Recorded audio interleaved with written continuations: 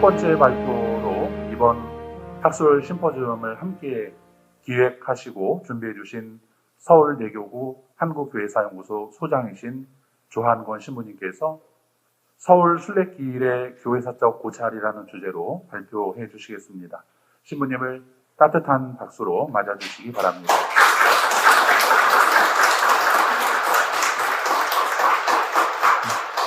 예수님, 오늘 제가 처음으로 학술 심포지엄에 처음으로 발표하는 주제는 바로 서울 순례길에 대한 교회사적 고찰이라는 제목을 잡긴 했는데요. 사실 이렇게 정리하다 보니까 이것은 신학적 고찰 혹은 사목적 고찰 정도의 어떤 내용이라고 보시면 될 것 같아요. 그래서 각 장소 서울 순례길에 대한 각 장소에 대한 역사적인 배경이나 고찰보다는 그것은 인터넷에 들어가면 더 자세히 요즘 많이 나와 있어요. 그것을 개인적으로 공부하고 검증해 나가면서 찾아가는 게 더 좋고요. 길을 걸으면서 어떻게 묵상할 것인가, 무엇을 위해서 걷는 것인가 라고 하는 그런 관점에서 어쩌면 이 글을 정리했습니다. 그래서 오늘 이 발표를 하기 전에 먼저 간단한 말씀 드리면 순교영성연구소에서 또 이러한 학술 심포지엄을 통해서 서울 순례길을 더 잘 걸을 수 있도록 우리 팬데믹으로 인해서 사실 편안하게 못 걸어온 게 사실이잖아요. 근데 조금 더 자유로워질 때 우리 더 잘 걸을 수 있는 길을 마련하기 위해서 이러한 학술 심포지엄을 만들어 주신 것에 대해서 감사드린다는 말씀 드리고요. 또 무엇보다 서울대교구 순교자 현황회에서 이러한 국제 순례지 선포하도록 많이 이끌었기 때문에 바로 정순택 대주교님께서 순교자 현황회 위원장으로 계실 때 2018년도에 이루어져서 지금 이제 4년째 벌써 들어가고 있습니다. 그렇게 열심히 노력했던 순교자 현황위원회의 노력들에 대해서 다시 한번 감사드린다는 말씀과 함께 시작하고 싶습니다. 그리고 바로 이 길은 신자들과 함께 걷는다는 의미에서 바로 지금 교황님께서 주교 시노드, 세계 주교 시노드를 통해서 시노달리타스, 함께 가는 여정을 우리에게 과제로 주시는데요. 그러한 점에서도 바로 이 순례를 통해서 바로 함께 가는 여정이 아닐까 이런 생각을 해보게 됩니다. 저도 개인적으로 2018년도 국제순례지 선포되면서요. 서울교구에서는 1년에 한 번씩 3박 4일 동안 사제 연수가 있습니다. 그래서 오늘 소개할 말씀의 길, 생명의 길, 일치의 길 이것을 한번 걸어보자. 1년에 한 번씩. 근데 첫 해 2019년에 딱 한 번 걷고는 못 걸었어요. 왜요? 신학교에 사제 연수에 들어가서 코로나 퍼지니까 외출 금지. 3박 4일 동안 못 나가요. 그래서 아쉽게도 실천하지 못했 아쉬움이 있는데 이제 조금 더 자유로워지면 이 순례길을 좀 더 의미 있게 걷겠다라는 어떤 희망과 다짐을 하면서 발표를 시작하겠습니다. 얘기가 길어졌는데요. 제가 오늘 말씀드릴 내용은 바로 행위로서의 순례, 사유로서의 순례를 나눌 수 있어요. 행위로서의 순례는 말 그대로 우리가 발로 걸어가는 겁니다. 산티아고 순례길 걷듯이 그렇게 걸으면서 하는 것을 우리 행위로서의 순례라 한다면은 바로 그 순례의 본 의미, 왜 순례를 가는가? 지금 한국교회사연구소에서 봄학기 공개대학을 순례를 주제로 하거든요. 주로 중세 때 순례가 어떻게 이루어졌는지, 무슨 의미인지 바로 보속을 하기 위해서 또 속죄를 하기 위해서 때로는 이제 제 사함을 받기 위해서 온 재산을 팔고 순례를 가게 되거든요. 그러한 어떤 사유로서의 순례의 내적인 의미에 대해서 오늘 말씀드리고자 합니다. 그래서 말씀의 길은 바로 명동 중심으로 이루어지는 신의 길 안에 있는 것 잘 아시죠? 아마 다 다녀보신 분들은 이 길 이름만 들어도 어딘지 막 그림이 그려주시는 분도 계실 겁니다. 바로 서적선교의 못자리인 한양 중심의 말씀의 길, 또 생명의 길은 주로 옥이라던가 신문을 받거나 또 사형을 받거나 하는 그런 장소로 이루어져 있습니다. 그래서 순례의 연속성이라는 주제로 바로 죽음에서 오히려 거기서 고문을 받고 사형을 당하고 하는 그 장소가 바로 영원한 생명의 장소다라고 하는 의미를 한번 짚어보고자 하고요. 또 일지의 길에서는 많은 경우 이 일지의 길 장소는 주로 순교자들 시신들이 묻혀있던 곳으로 주로 이루어져 있습니다. 다녀보시면 아시겠지만, 그래서 그러한 장소를 고증하는 게 역사 과학에서, 사학에서 하는 부분이거든요. 그러나 이 사학에서 하는 단순히 어떤 물질적인 검증이 아니라 바로 그곳에서 김대건 신부님 유해가 해화동 신학교에 모셔져서 신학생들이 그러한 영성을 본받고 또 순교자를 기리는 것처럼 그 역사 과학에서 역사 신학으로 넘어가는 어떠한 의미를 일치의 길에서 찾고자 합니다. 그래서 결론은 순례길은 바로 파스카의 여정이다. 우리 이제 오늘 오후부터 성주간이 시작되지만 바로 예수님 십자가의 길 위에서 바로 부활이 시작된다라는 걸 바로 이 순례길을 통해서 우리는 묵상하게 됩니다. 그러면 이제 행위로서의 순례를 잠깐 말씀드리면요. 보통 순례라 한다면은 예수 그리스도와 관련된 거룩한 땅을 방문해서 경배드리는 신심 행위입니다. 순례 자체가 경배 행위였어요. 바로 예루살렘의 로마로 그렇게 순교자들의 유해를 본래는 성지라고 한다면 순례라고 하는 것은 성지 순례를 가리키죠. 그런데 이 성지란 예수님과 관련된 곳이 본래 홀리랜드, 유일한 성지죠. 이스라엘 안에 예루살렘 중심으로, 갈릴레아 중심으로 예수님의 행적이 담긴 곳이 본래적인 의미의 성지지만 그것이 확장이 되죠. 그래서 성모님, 사도들, 또 순교자들과 관련된 땅이 성지가 되고 또 성인과 관련된 교회 사적지까지 순례 장소가 넓어집니다. 그러면서 오늘날에는 이것을 성지의 탈종교화라고 할 수 있는데 심지어는 이제 이 순례가 많이 세속화되죠. 그래서 종교 관광, 신앙 관광, 영성 관광 이런 용어를 실제로 쓰게 됩니다. 그러나 이것을 단순히 세속화라고는 할 수 없고요. 그 안에 우리 본질적인 어떤 순례가 담긴 본래의 의미를 그 안에서 찾자는 거죠.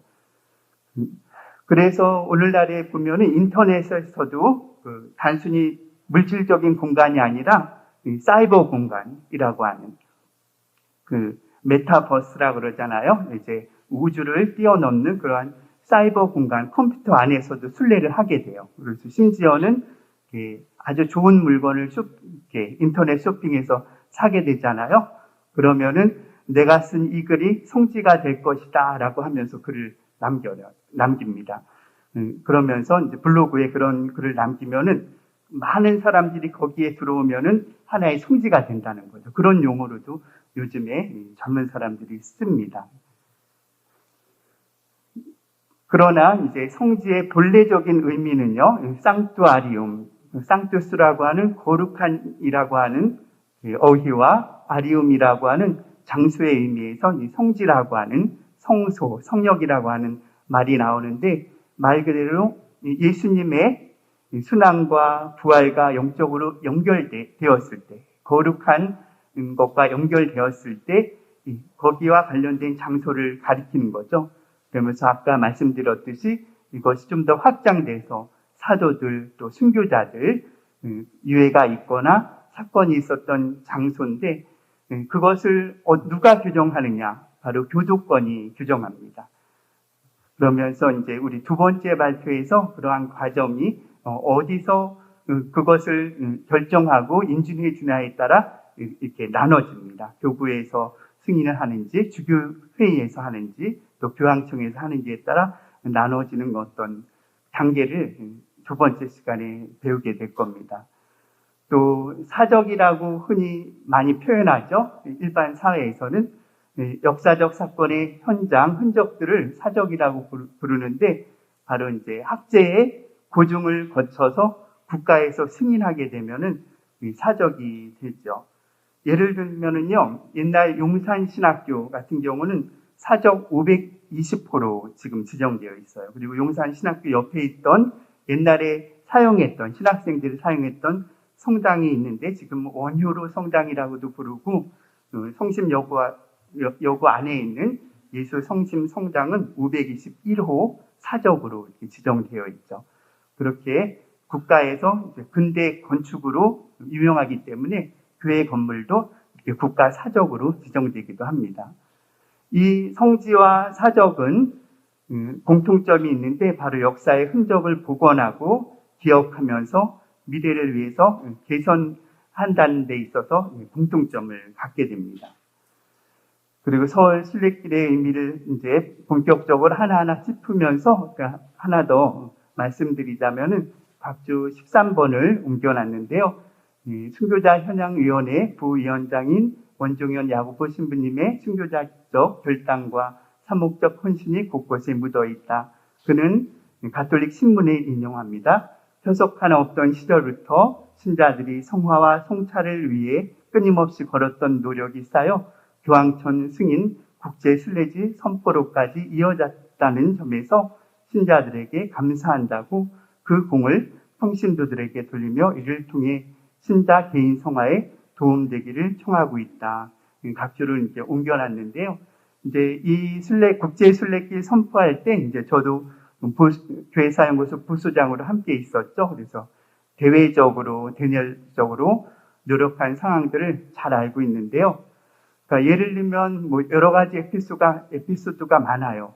사실 이러한 그 서울 순례길의 장소를 찝고 주소가 올라갈 때는 2006년도였거든요. 그러니까 2006년도에 124위 복자를 위한 현장 조사가 있었습니다. 그때 이제 제가 연구소에 있었기 때문에 예를 들면 자포도청 표석이 어디에 있었냐면은 당시에는 종로 길가에 있었어요. 종로 길가에. 근데 종로 3가 출구에 있다는데 제가 한 3, 40분을 찾아도 안 찾아지는 겁니다. 그런데 한참 찾다가 보니까 그 당시에는 검은 비닐봉지를 많이 썼거든요. 쓰레기장에서. 그래서 그 큰 비닐봉지 2개가 가로막혀 있어서 그걸 확 열었더니 거기에 이제 자포도청 그 표석이 딱 들어가 있었어요. 그래서 제가 장갑을 닦아가지고 이제 시복조사 때 찍어가지고 주소하고 해서 올렸던 기억이 나는데 이제 그러한 것들이 서울 순례길이 정비되면서 지금은 옛 단성사 자리에 올바로 자리를 찾아가지고 또 순례길 표지까지 다 해가지고 정비가 잘 되어 있죠. 그러한 것들을 통해서 이제 순례길이 조성이 되고 하니까 우리가 이제 그 의미를 잘 밟고 걸어갈 수 있도록 되었습니다. 그래서 이제 말씀의 길을 통해서 시작하게 되는데요. 일단 저는 이 순례라고 하는 의미를 창세기의 한 대목에서 뽑고자 합니다. 우리 야곱, 구약의 창세기 야곱을 잘 아시죠? 근데 야곱이 요셉 막내 아들을 잃었다고 생각했는데 나중에 이집트에서 살아있는 걸 발견하게 되죠. 온 나라에 기근이 들었는데 바로 그 요셉을 통해 가지고 야곱의 모든 가족들이 살아납니다. 그때 파라오하고 만날 때 한 이야기예요. 당신 나이가 어떻게 됩니까? 라고 파라오가 물었을 때 야곱은 제가 나그네 살이한 횟수는 130년입니다 하고 대답을 하죠. 여기서 이 나그네 살이는 바로 순례를 가리킵니다. 이 순례란 우리의 지금 지상의 삶이 잠정적인 체류라고 하는 의미를 갖고 있습니다. 바로 순례길의 장소성을 저는 거기서 찾고자 합니다. 지상의 삶을 잠정적인 임시 거처로 생각했던 사람들이, 우리 신자들이 증거했던 곳, 무한한 것에 대한 지향과 믿음이 그들을 예수님의 파스카에 동참하게 한 거죠. 그래서 말씀의 길을, 첫 번째 길을 제가 소개하고자 하는데요. 어쩌면 이제 제가 쓴 글을 이제 읽어보시면 아시겠지만, 왜 말씀의 길인가, 왜 생명의 길인가, 왜 일치의 길인가를 어떻게 보면은 좀 사목적으로, 신학적으로 정리했다라고 보시면 됩니다. 기쁜 소식을 전하는 이들의 발이 얼마나 아름다운가. 로마서에서 바울로 사도가 전교에 대한 이야기를 쓰면서 이사야서를 인용하게 되는데, 바로 서울의 복음화 기도 공동체가 시작된 것이 바로 이 한양 말씀의 길 이 땅입니다. 서울대교구 주교장 성당에서 출발해서 김범우의 집터. 근데 아쉽게도 지금 하느님의 종 김범우의 집터는 표석이 따로 있지는 않아요. 그것을 장학원터의 앞에 있다라고 하는 기록을 통해서 그냥 장학원터 표석으로 대신하고 있습니다. 그리고 수표교 인근 이벽의 집터, 이것도 2013년에 새로 원래 없던 것을 서울 순례길을 만들 때 새로 이제 조성해서 만들었죠. 한국천주교회 창립터로 이렇게 되어 있습니다. 그래서 오늘 이제 제가 나름대로 그 순서대로 이렇게 가긴 하는데, 일반적으로 하루 코스로 딱 끊어지는 거랑은 조금 오늘은 안 맞아요. 이렇게 설명을 하다 보니까 카테고리로 묶다 보니까 그냥 번호에 따라서 대략 맞췄는데, 이제 본래 하루 코스들을 이렇게 적당히 끊어서 움직이시면 됩니다.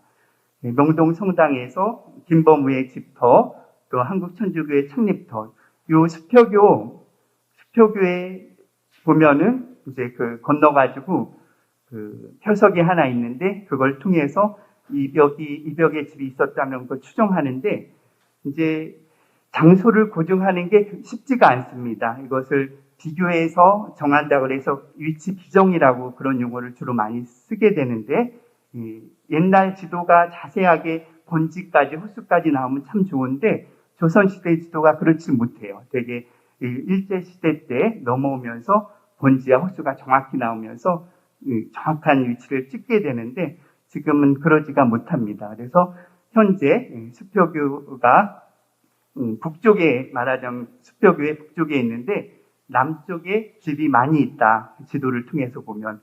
그래서 건너편으로 옮겨야 된다. 여기가 아닌가벼, 바로 저 건너편인가벼가 현재로서의 연구 결과거든요. 그래서 좀 더 위치를 비정해서 더 정확한 위치로 옮긴다라는 게 교구의 입장입니다. 이렇게 걸어가다 보면은 발 표시가 있어요. 혹시 보셨어요? 발바닥에? 이 길을 많이 다녀보셨어요? 저는 그래도 서울 시내길은 여러 번 갔습니다. 주말마다 자주 가가지고 이러한 표시를 발자국을 따라서 걷다 보면은 이 순례길을 다 갈 수 있게 됩니다. 이 말씀의 길을 계속 가다 보면은 그 안에는 사실 지금은 우리가 편히 걷지만 조선시대의 유학이라고 하는 그 신분제 사회의 그 사회와 서학이라고 하는 평등사회를 이렇게 주장하는 천주교와 대립한 장소이기도 해요. 서학과 유학이 대립됐던 그 장소인 거죠. 그래서 명동 성당 사진하고 제가 장학원이라고 하는 김범우의 집이 건너편에 있다라고 하는 장학원 터 표석을 보여드립니다. 그리고 이 말씀의 길은 바로 평신도의 자발적인 그 천주교 수용이라고 불리우는 한국교회의 독특한 기원에 대해서 바로 서적 성교의 못자리가 있었던 곳이 바로 이 서울 순례길의 말씀의 길이고요. 그리고 자포도청 옛 단성자 자리, 또 종로성당, 또 광희문, 한국의 카타콤바로 불려지죠. 그래서 순교자들이 바로 그 시구문을 통해서 거의 700명이 넘는 많은 순교자들이 794위가 넘는 순교자들이 그쪽으로 버려졌을 거다라고 추정하고 있습니다. 그리고 김대건 신부님 유해를 모시고 다시 그 선배사제 순교 영성과 그 용덕을 배우려고 하는 신학생들이 공부하는 못자리가 바로 이 해화동에 있죠. 그리고 가해동 성당 주무모 신부님께서 첫 사제직을 수행했던 그 조선말을 배우고 적응했던 그 지역이 가해동 성당입니다. 종로 성당이 잠깐 보이고 있는데요. 서울 순례길에도 이제 인증 도장이 있어요. 인증 도장이 있는데 이 자포도청이나 이런 데는 그냥 길가기 때문에 도장을 놓을 자리가 없어요. 그래서 대부분 종로 성당에 내려가서 지하로 내려가서 포도청에 대한 어떤 설명을 다 이렇게 보고 나서 거기서 한 번에 찍어요. 그래서 발표할 때 이런 얘기 해도 되는지 모르겠네. 이 일타 쌍피 막 이런 것도 있습니다. 전문 용어로. 그래서 포도청 관할하는 종로 성당은 일타 6피입니다. 6개의 도장이 동시에 찍어요. 종로 성당에서. 그래서 종로 성당 가면은 혹시 이걸 꼭 전체를 찍어야 한다는 분은 꼭 종로 성당에서 이걸 다 찍고 오셔야 됩니다. 그래서 자포도청 또 종로 성당을 거쳐서 광림까지는 조금 거리가 돼요. 그래서 조금 걷는다고 생각하시고 되게 토요일 오전 같은 때가 날씨 좋을 때 걷기가 참 좋아요. 그럴 때 이러한 길을 쭉 걸어가시면 좋을 것 같아요. 그리고 이제 해화동에서 다시 창경문을 건너서 가로지르면 참 좋겠는데 그러지 못하고요. 이 길을 따라서 이제 석정 보른 우물이라고 북촌 한옥마을 인근에 아마 조문모 신부님 때 세례수를 쓰고 또 성수를 만들고 했던 그 우물일 거다라고 추정되는 석정 보름 우물이 있고요. 또 가해동 성당이 있습니다. 바로 이곳에 조문모 신부님이 처음으로 이제 사목을 펼쳤던 장소이죠. 그 말씀의 길을 이제 정리합니다. 라틴어 글자인 그 불가타 성경이 이제 한문으로 번역이 돼서 한문 서학서 성경 직계가 되고 또 다시 한문을 모르는 이들을 위해서 한글로 번역되면서 성경 직계 광익, 또 주교유지라고 하는 한글 교리서가 됩니다. 바로 이 말씀의 길은 생명을 지닌 말씀의 길 이렇게 정의하면서 바로 그 지역이 하느님께서 한국어로 말했던, 한국어로 복음을 전했던 장소라는 의미를 갖게 됩니다. 조금 빨리 갈게요. 생명의 길에서 우리가 한번 미리 생각해 볼 게 있는데 일반 사람들은 관광이라고 부르죠. 그리고 이제 사학하는 사람들은, 역사학하는 사람들은 답사라고 부릅니다. 그래서 놀러 간다고 절대 안 해요. 역사학자들은 답사 간다고. 좀 다르잖아요. 느낌이, 어감이. 그리고 이제 순례는 우리도 순례 간다고 그러지 놀러 간다고 그러지 않죠. 그런데 결정적인 차이가 하나 있어요. 이 둘에. 바로 관광이나 답사는 뚜르라고 언을 가져서 돌아옵니다. 턴한다는 의미를 갖고 있어요.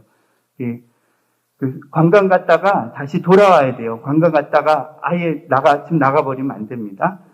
순례도 마찬가지죠. 근데 순례는 그 어원적인 의미에서 떠나고 돌아오지 않는다는 의미를 갖고 있습니다. 선교사들은 옛날 박해시대 선교사들은 그 선교 지역에서 죽는 것이 가장 영예롭게 생각하죠. 그래서 하지만 오늘날 순례 갔다고 해서 집으로 돌아가셔야 돼요. 완전히 떠나시면 안 됩니다. 오늘날 이제 어원적인 의미가 다르다는 거죠.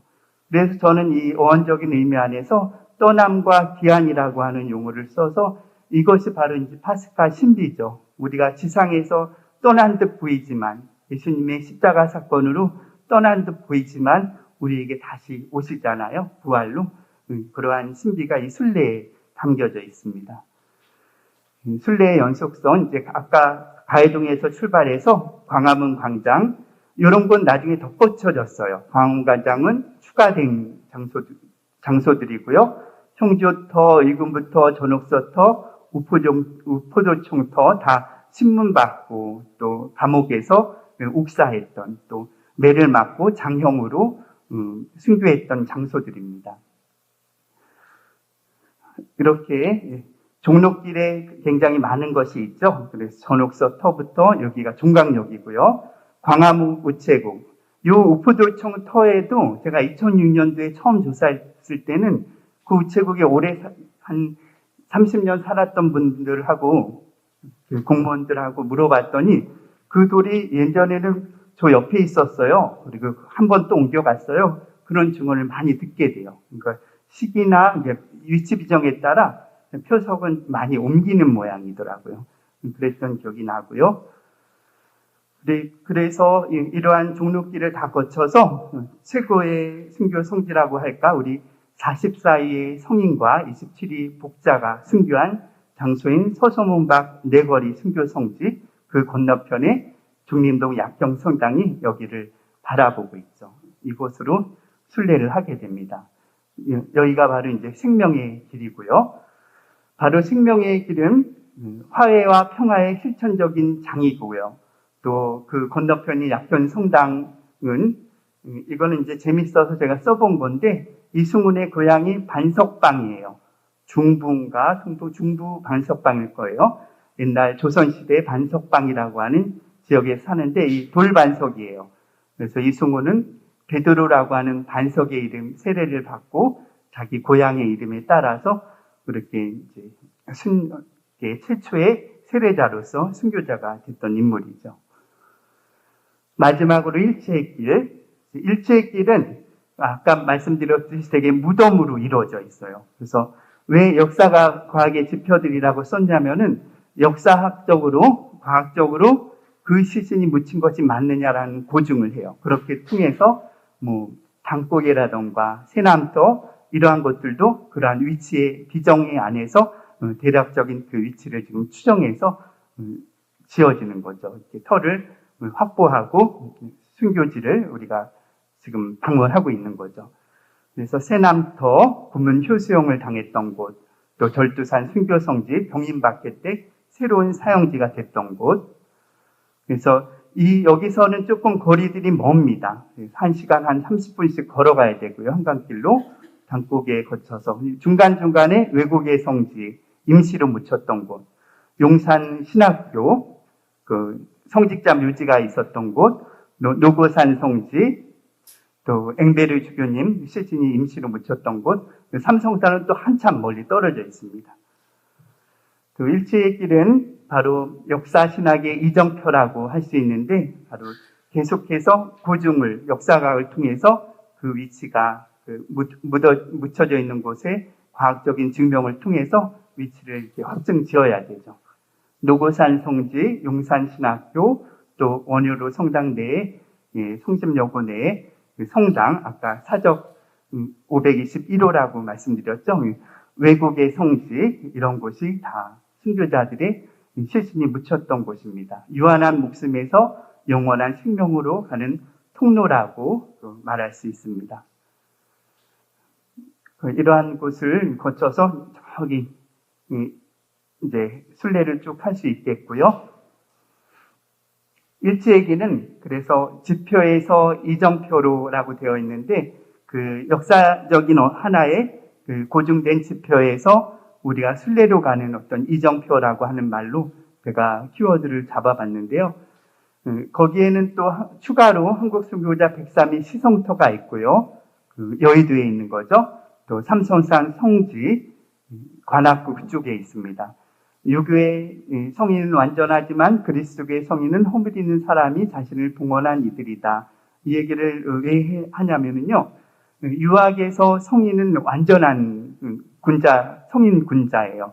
그러나 우리 천주교의 성인은 시복 단계에서 그의 잘못까지, 허물까지 다 조사를 해요. 그렇게 바로 부족한 허물 있는 사람들이 자신을 봉헌하면서 하느님의 뜻을 따랐던 인물이라는 것, 그걸 통해서 복자가 되고 시성이 된다는 것을 다시 한번 되새기려고 한 거고요.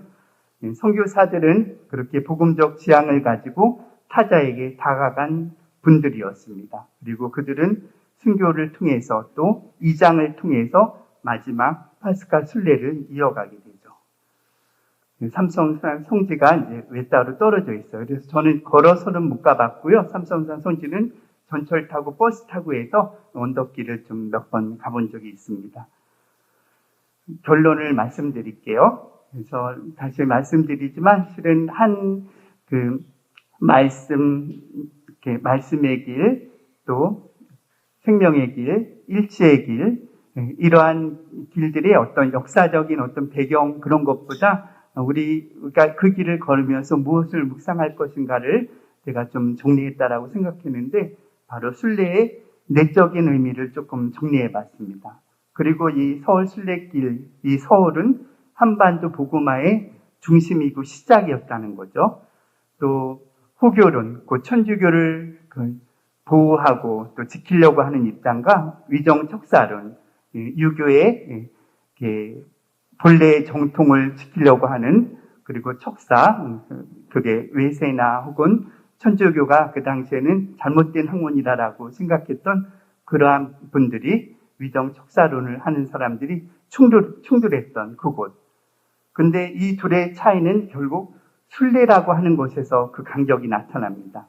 무슨 얘기냐면 서론에서 제가 말씀드렸듯이 야고보가 생각했던 바로 우리의 삶은 임시 체류라는 것이죠. 여기에 지상의 삶은 잠시 나그네 살이이고 바로 그것을 인정하는 순간 하느님께 다시 돌아가야 한다는 그러한 것을 우리는 알게 됩니다. 그래서 순례는 삶과 죽음이 연속되는 하나라고 하는 고백을 들려주기도 합니다. 그래서 마지막 결론은 순례는 파스카 신비에 참여하는 여정이다. 그래서 본래 제가 쓴 글하고 요지하고는 조금 많이 다르거든요. 그래서 조금 더 제가 글을 쓰고 마지막 정리하면서 묵상하는 과정에서 마침 또 성주간하고 접하는데 순례의 본 의미는 결국 무엇일까? 바로 말씀, 생명, 일치의 길, 이 길을 통해서 결국은 파스카 신비를 묵상하는 과정이겠구나라는 결론을 문득 묵상하게 됐어요. 그래서 이러한 결론을 파스카 신비에 참여하는 여정이다라는 결론을 드리고 그 요한복음의 6장에 주님 저희가 누구에게 가겠습니까? 주님께는 영원한 생명의 말씀이 있습니다. 라고 하는 복음 말씀을 통해서 바로 말씀의 길, 생명의 길, 그리고 결국은 주님을 향해서 일치로 나가는 일치의 길, 이 세 가지 길이 나왔구나라는 결론을 말씀드리고자 합니다. 예, 잘 들어주셔서 감사합니다.